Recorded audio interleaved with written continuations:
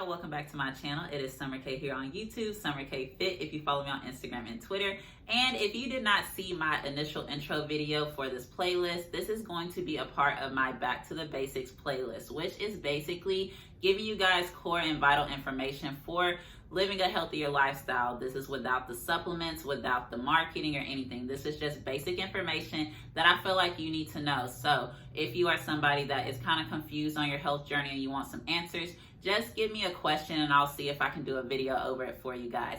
This video here is going to be about the scale, okay? We are going to be talking about what that number on the scale means, and then we are going to get into the difference between weight loss, which is what most people refer to whenever they're thinking of the number on scale, and fat loss and what the difference is. And so it is a common thing for people to look at the scale, they'll see a number, and mentally it sways you either way. So a lot of people do get caught up in the scale and what that number says and versus what that number actually means. Whenever somebody is saying weight loss, generally we use it interchangeably, but weight loss means the decrease in your body. So it is your muscle, it is your hydration, as well as your fat. So a lot of people will see the scale sway and they'll feel some type of way. I work with a lot of women, and I will say that it is very common for us to see the scale go up once we start working out if you have been inactive and get discouraged. Like, I have a lot of people that will just not want to work out because they don't want to gain weight.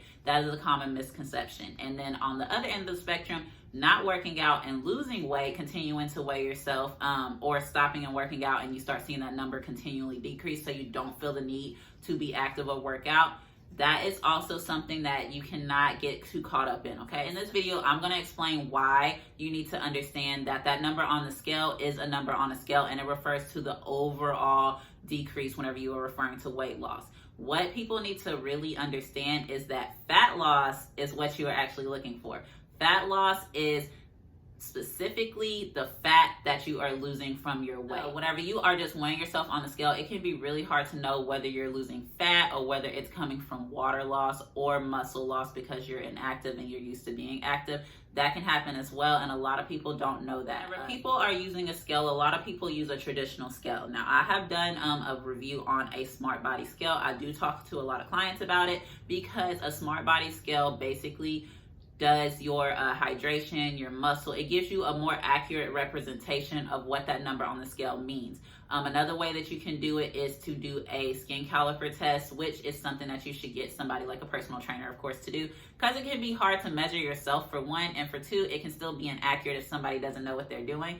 But what I feel like should be talked about more, I'm not even sure if my local gym does it, but you can get a body fat composition test done at gyms. I don't know if my gym does it, but you should definitely check, because that is going to give you the most accurate representation. If you go and get a body comp, you could probably Google and see if a place in your area does it, because a lot of people do it, but that is the most accurate way to do it. The thing about that is that it either can be pricey or it's not available in your area. So what I usually recommend people do is take your measurements, because you might see a difference physically that you don't see when you look at that number on the scale. And I post about that all the time. If you don't follow me on Instagram, it's Summer_Kayy Fit. I post all the time like a side by side, and like right now I'm still 203 pounds, but I don't look the same as when I was 201 a month ago. Now that 203 is because this is a bloating week, but that is the point that I'm making. The scale changes, but your work that you put in, the progress will show. So I always encourage, take pictures. You don't have to post the pictures. Take the pictures. A lot of people send me pictures personally. I don't post client pictures because most of my clients don't want me to post their pictures. But take pictures, take measurements, see how you feel, see how your clothes fit. Non-scale victories is basically what I'm referring to, but those things are motivational versus that number on the scale that may or may not change based on how you're going about things. Now, the reason that I decided to do this video and include it in the Back to the Basic is because there are a lot of places and programs and people that claim that they can help you lose weight very quickly. But when they are helping you lose it, they are not looking at what you're actually doing, because you may or may not be doing it. You may be doing it a little bit, but they don't necessarily know what you're losing. You don't know whether you're losing muscle or whether you're losing fat.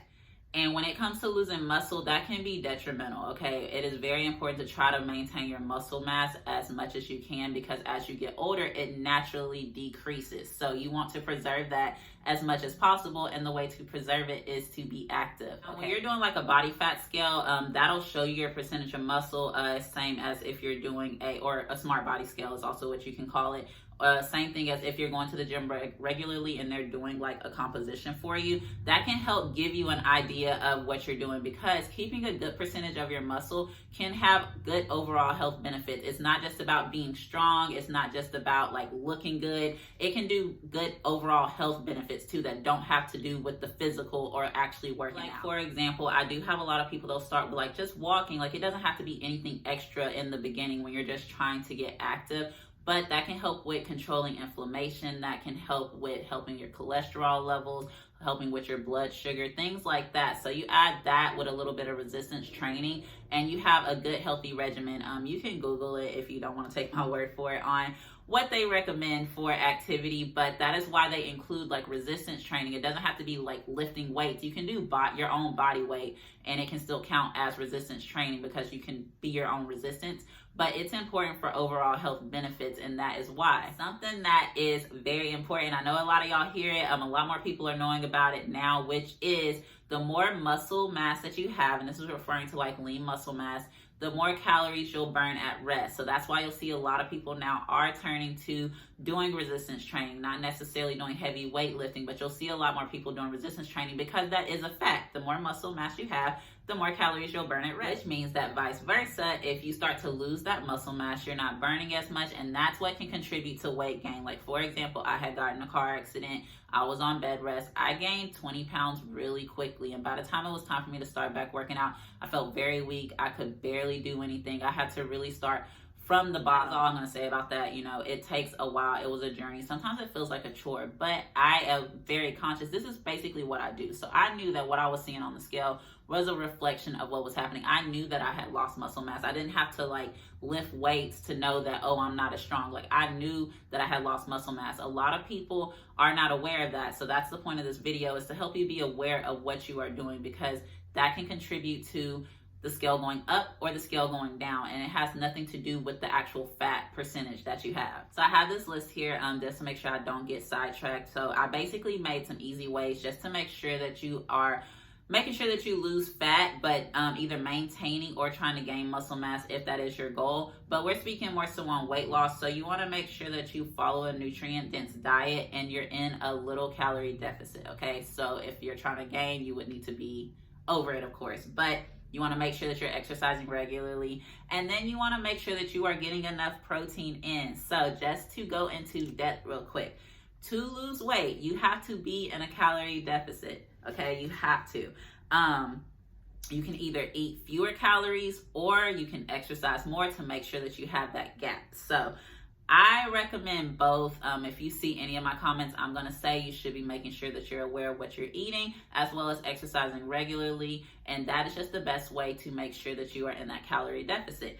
You're going to have to work out either way, honestly. If you're talking to me, you're going to have to work out either way. So if you cut your calories too much, now this is something that a lot of people do not think about. If you cut your calories too much, you are depriving yourself of nutrients. So just because you are eating less does not mean that you are nourishing your body. I have to say that a lot, because a lot of people do get stuck on the concept of 1,200 calories and things like that. When you work out, you have to eat more. You just do.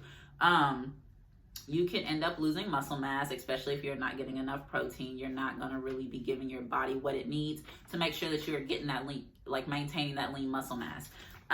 So just make sure that you are aware of that. If you feel like you are not sure what you should be eating or how much you should be eating, I always recommend MyFitnessPal. You can Google calculator.net and they will give you a thing on there. There's a lot of ways that you can do it. If you want to just message me, I can send you links so that you can understand it, or I can just do it for you. Honestly, I don't charge for that, for knowing how many calories that you need to eat. But if you have a Fitbit, it's probably going to tell you as well. So there's a lot of apps and things out there that can help you to where you don't have to pay somebody to tell you how many calories you should be eating. Now, if you don't know, when it comes to activity, it is recommended to do 150 to 300 minutes per week.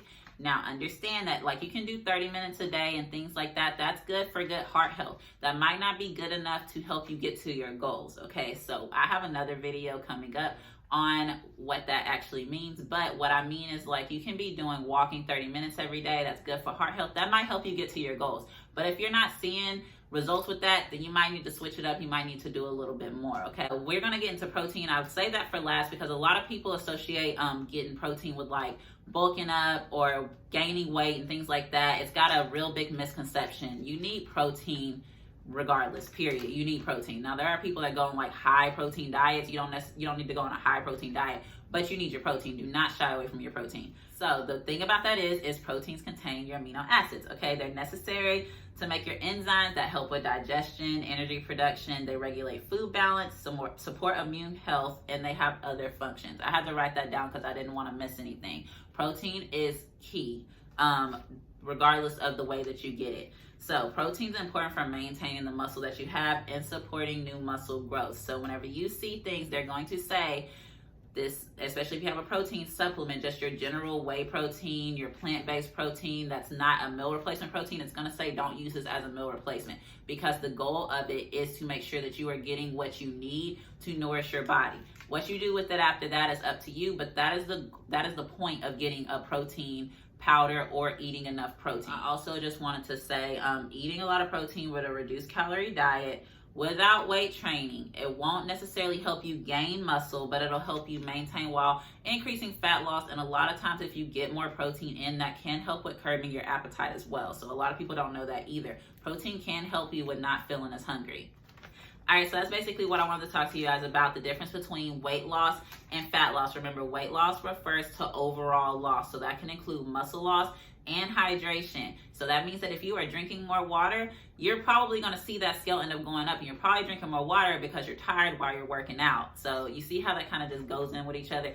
Fat loss, on the other hand, specifically refers to the fat that you are losing. So the best way to go about that is to get a smart body scale if you don't want to take measurements. I always recommend taking measurements. I keep track of client measurements. You want to take your measurements, you want to take pictures just for a physical thing, see how your clothes are fitting, but you can also get a smart body scale over your traditional scale, and then you can check and see if your local area, like your gym or something like that, has a body composition thing that they can do for you, because that is also an accurate way to see it. And if you have somebody professional that's doing it, you know that it's been done right. Last thing that I want to say, that it's very important to understand that that number that's on the scale may not accurately reflect the progress that you feel like you have been making. So it's really good to make sure that you have a good mental understanding with your health journey, okay? Don't get caught up with that number on the scale. If you feel like it's not changing like you would like, just let me know and we can talk about it. But make sure that you understand what that number on the scale is referring to. All right, see you guys later.